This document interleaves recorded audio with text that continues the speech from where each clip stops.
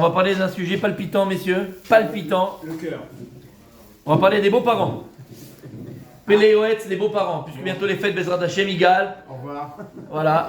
Où on va à les fêtes, on va chez des parents, on va chez mes parents, on va où, on fait comment. C'est un sujet, mon sadique, les beaux-parents. C'est un sujet. Combien de couples ont divorcé à cause des beaux-parents? Il y a une Mais pour nous les hommes, c'est pas un problème. Pour les femmes, en général. Pour tout le monde. Arrête, tu vois, tu commences du pied de gauche déjà. Non, mais c'est vrai. Il y a- oui, il y Les a hommes, ils n'ont peut-être pas de ça, soucis ouais. avec les beaux-parents. en général. C'est ma secrète à Belout. Allez, on y va. Khad les shalom. On rigole. On titine avant de rentrer dans le sujet. Oh là là. Allez, Vous avez trouvé la prise comme une raison de payer. j'ai pas été chercher encore. Khamib Vachamato. On va parler Péléoetz, messieurs, des beaux-parents. Ou bien tes oreilles, Rabbi Julien. C'est Richard qui va être content.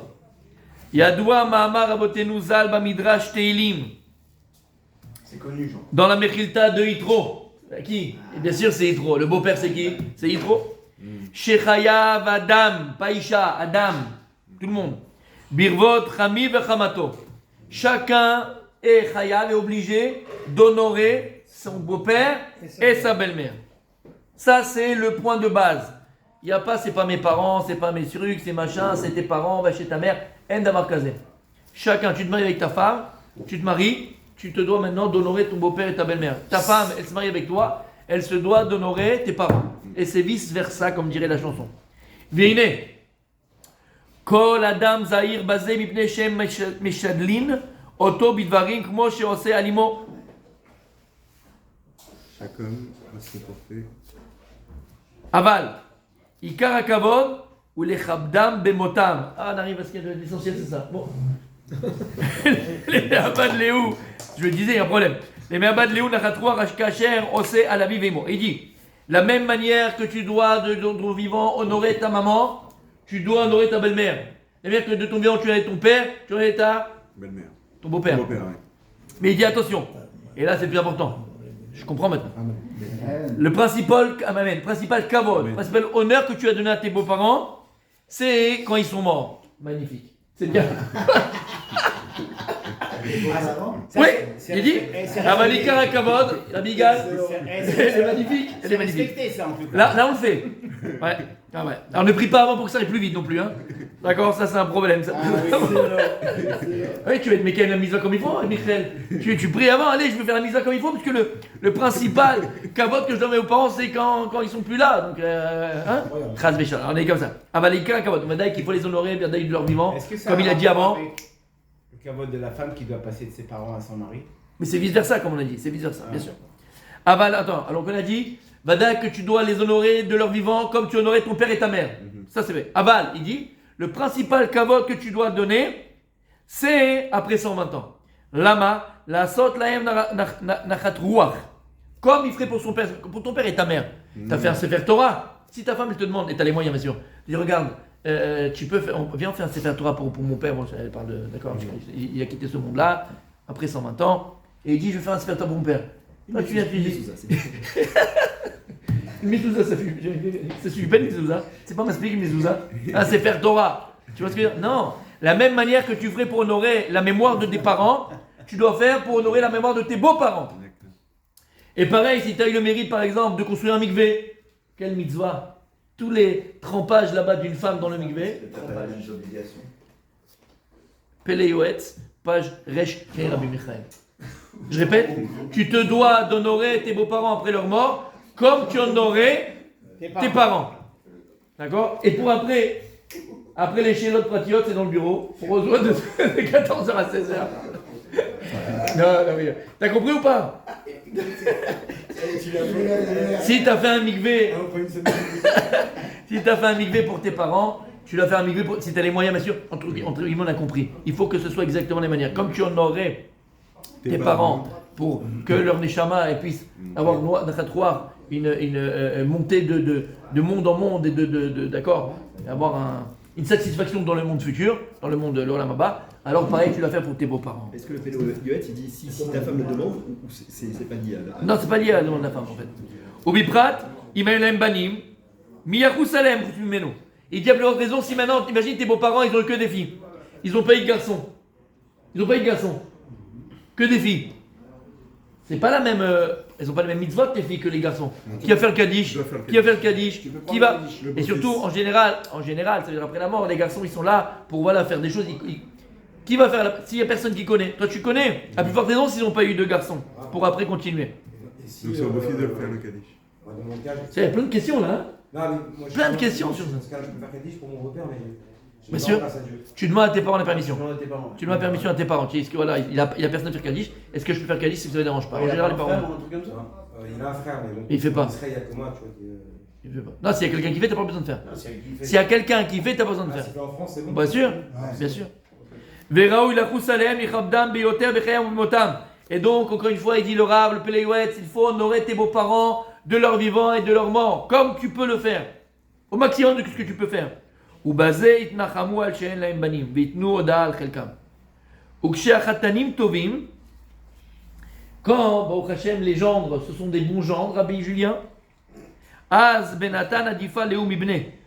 Alors, Béhémet, pour les beaux-parents, c'est encore peut-être meilleur que des fils, que des vrais fils. Si un gendre, il s'occupe de ses beaux-parents comme un fils, si les fils, eux, ne s'occupent pas lui-même de ses parents, le gendre, alors il a encore plus de comment on appelle ça, de mérite. Et pas, il ne dit pas ici que simplement de mérite, mais il a plus, vis-à-vis de ses beaux-parents. Pour les beaux-parents, c'est encore, ouais, dans plus d'importance, plus considéré exactement que son propre fils. Ça, c'est un bisounours. Shamata, ויש צד לומר שגדול חיוב הכבוד, שחייב לחמיו ורחמתו, שעל ידם הוא ניצול מן החטא וזוכה להיבנות. Et il dit, regarde comme c'est beau, regarde comme c'est beau, regarde comme c'est beau. Et il dit, le Rav, tu sais pourquoi en plus tu dois honorer ton beau-père et ta belle-mère? Il dit, parce qu'ils t'ont donné le plus beau cadeau. Et le plus beau cadeau, c'est ton épouse. Et ton épouse, il te dit, bon pour certains, pour d'autres, on a compris. Mais en tout cas, normalement, ils t'ont fait le cadeau le plus beau que tu as eu dans ta vie, c'est ton épouse. Et il dit plus que ça. Par cela même d'avoir une épouse, eh ben ça t'a permis de t'éloigner du chet. Et d'avoir des enfants, tu es du chet. Puisque Chadei Shalom, on n'a pas le droit de faire d'avoir des relations sexuelles, le mariage, en dehors du mariage. Baruch Hashem, Am Israël, Kadosh, Kodesh, Kodashim. Et donc grâce à ça, ça te protège du chet. Ils t'ont donné leur fille, ils t'ont donné leur perle, ils t'ont donné ce qui fait de toi un homme. C'est elle qui fait de toi un homme. Rien pour ça, Abigal, tu l'auras avec un tato. Pour le cadeau qu'ils t'ont donné. Et quelle femme? Agaon de Virna. Vekama ma'alot tovot leish veisha shezachu. Et il dit combien de grandeur il y a, combien de tovot et de bonté il y a entre un homme et une femme chez Zachu. C'est quoi Zachu? Qui ont mérité de... Zach. Alors, traduction. Zachou, c'est qui ont le mérite, qui ont eu le mérite de construire une maison d'amour, de tendresse, de vérité, de communication, de construction, de partage, de Torah, de shalom. Je nous le souhaite, Bezrat Hashem. Tu sais comment ils ont réussi à faire ça? Zach. Le mérite. Ah, ça, c'est comme le Zach. l'huile d'olive? Mais non. Mais non, avec un sadique ou avec un machine? Qu'est-ce qu'il y a écrit là-bas? Pur. On l'a dit il y a pas longtemps la paracha, qu'est-ce qu'il y a dans la paracha? Zach, la mort. Shemen Zaïdzach. La Comment ça pureté. commence le Pur. Ah oui. ואתה תצווה את בני ישראל ויקחו אליך שמן זית זך, Oui. נכון? שמן זית. Et c'est quoi pour zach? La première pression, il dit Rashi. Ça veut dire que pour avoir pour avoir le mérite égal, pour avoir le mérite Rabbi David, Oh là là. d'être d'un couple comme on vient de le mentionner, avec le shalom, avec la paix, avec l'amour, avec la tendresse, avec la construction, il faut que tu puisses donner le meilleur de toi-même à la maison. Zach. Mais nous, qu'est-ce qu'on fait? On fait l'inverse. Le meilleur de nous-mêmes, en général, on le donne à l'extérieur. Pourquoi? Parce qu'on attend les flashs, on attend les merci, on attend le kavod des autres. C'est beaucoup plus facile parfois de donner à un étranger que de donner à tes proches. Parfois, c'est beaucoup plus facile de donner à des étrangers que de donner à tes proches. D'accord? Lama. Parce que quand tu vas donner à des étrangers, tu donnes, on va parler de toi, on va dire comme quelqu'un de sympa, comme quelqu'un de gentil, comme ton argent. C'est facile de donner à des endroits que tu connais même pas et tout, parce que maintenant on va parler de toi. Tu te rends compte ce qu'il a donné, ce qu'il n'a pas donné. Qu'est-ce qu'elle dit là, halakha? On a dit 1000 fois. À qui d'abord tu as donné? La tzedaka, Shoma Aser, on l'a étudié. D'abord à tes proches.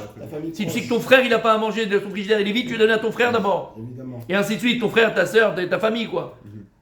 T'as compris, tes neveux, tes nièces, tes machins, ton grand-père, ta grand-mère, tes parents, l'autre, les proches. Mais attention, Les beaux-parents, attention, ça c'est vrai, parfois c'est ingrat. C'est vrai, comme on l'a dit, parfois c'est ingrat, les enfants c'est ingrat, les proches, ça peut être. Et lama, même si t'as un merci, c'est pas le merci que t'as eu d'une keïla entière, de personnes entières qui ont parlé de toi. Ce gars-là, t'as vu comment il est généreux, t'as vu comment... C'est difficile. Aval zachou, zach. N'oubliez jamais, jamais, jamais, jamais, jamais cet enseignement. Shemen zaïd zach, c'est l'huile d'olive. La première pression de l'olive, fallait pour... Pur, c'est quoi pur? Non. Zach, pour l'étiquette est pure, c'est la première pression de l'olive. C'est avec ça qu'on a allumé la menorah.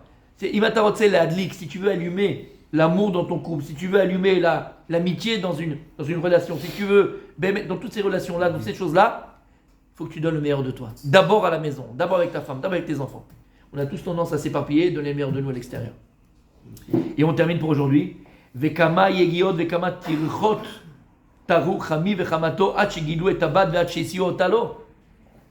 Et quel akaratatov tu dois avoir, Rabbi Moshe, envers tes beaux-parents? Combien ils se sont fatigués pour éduquer cette fille qui vont te donner en mariage? Combien ils se sont fatigués pour lui donner la meilleure éducation? Et si maintenant ton épouse est arrivée à être ce qu'elle est aujourd'hui, c'est grâce à ses parents, parce qu'ils lui ont donné de l'amour, de la tendresse, de l'attention, de la bienveillance. Ils l'ont éduquée avec des valeurs. Rien que pour ça, pour la femme que tu as à la maison, tu as Karatatov, tu te vois de gratitude envers tes beaux-parents. Ayakashi alem ke barzeluma yeshulemu. Chiyuva ramia alechatan shelo liot kafui tova liot lehem ke ben. Et rien que pour cette raison, pour la perle que tu as à la maison, pour la femme extraordinaire que tu as à la maison, qui a reçu ses valeurs, cette éducation de ses parents, tu te dois, toi, il dit le khatan, ne pas être kafui tova, ne pas être ingrat, et d'être comme un fils avec tes beaux-parents. Tu dois être comme un fils. Et s'il arrive de l'aéroport à 4h du matin, pour ton père t'aurais été, ben pour ton beau-père tu dois y aller. Et si jamais... T'as compris ce que ça veut dire? Comment? Quand il rentre dans une pièce, on se lève. Bien sûr, par Kavod, tu dois donner le même honneur. Écoutez bien, on termine pour aujourd'hui, messieurs. Tu dois donner chez toi ou à l'extérieur le même honneur à tes beaux-parents que tu donnerais à tes parents. Le même honneur, la même chose. La même chose. On continue demain, Bezrat Hashem.